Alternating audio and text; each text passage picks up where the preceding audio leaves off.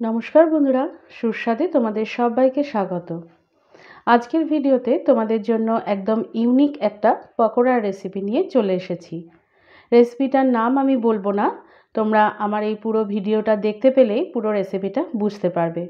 তবে রেসিপিটা খেতে অসাধারণ হয় এটুকু আমি বলতেই পারি। তাহলে চলো রেসিপিটা শুরু করে দিই।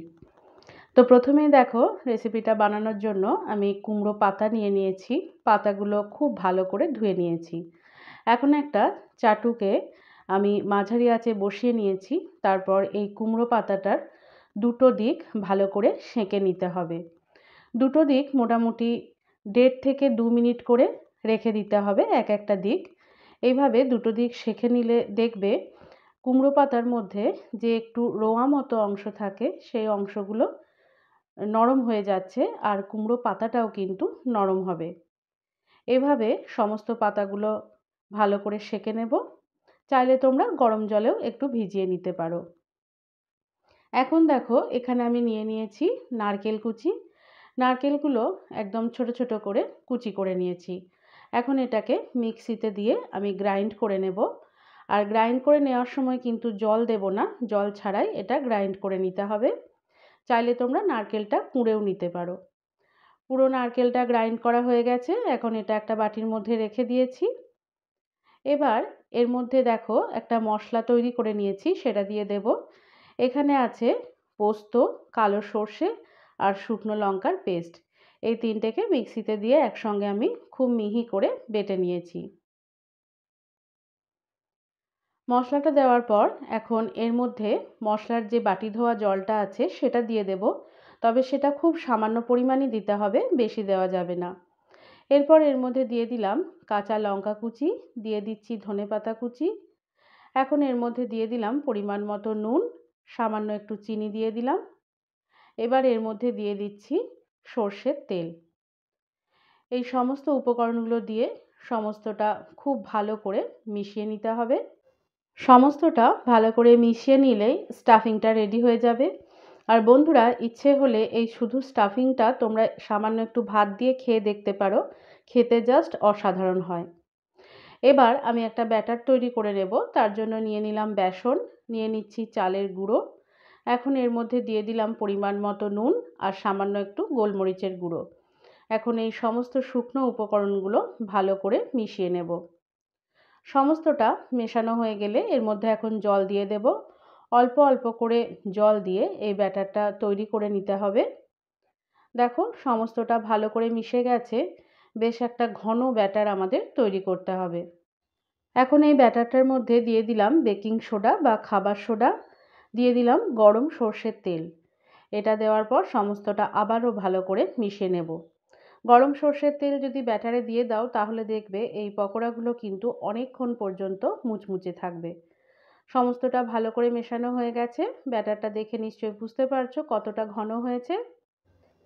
এখন একটা প্লেটের মধ্যে কুমড়ো পাতা নিয়ে নিলাম।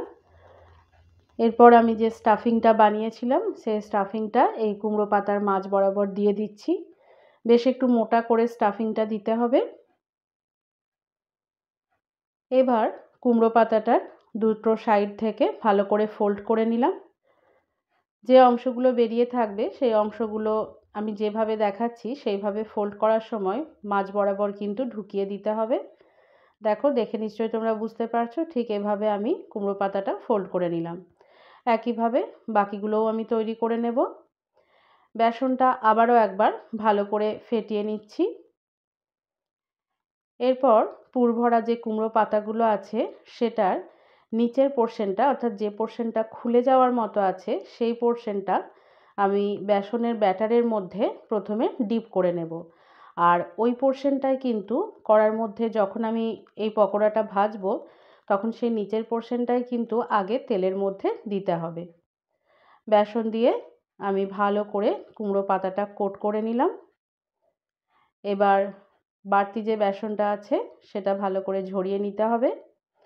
তারপর কড়ার মধ্যে আমি আগের থেকেই তেলটা গরম করতে দিয়েছিলাম। তেলটা বেশ ভালো মতো গরম হয়ে গেলে এর মধ্যে আমি পকোড়াটা দিয়ে দিলাম। সব পকোড়াগুলো একসঙ্গে ভাজবো না, আমি একেবারে দুটো করে পকোড়া ভেজে নিচ্ছি।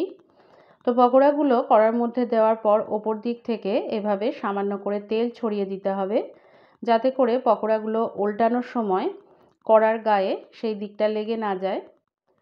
তো একটা দিক বাদামি রং ধরে গেছে, এখন পকোড়াগুলো উল্টে নিলাম।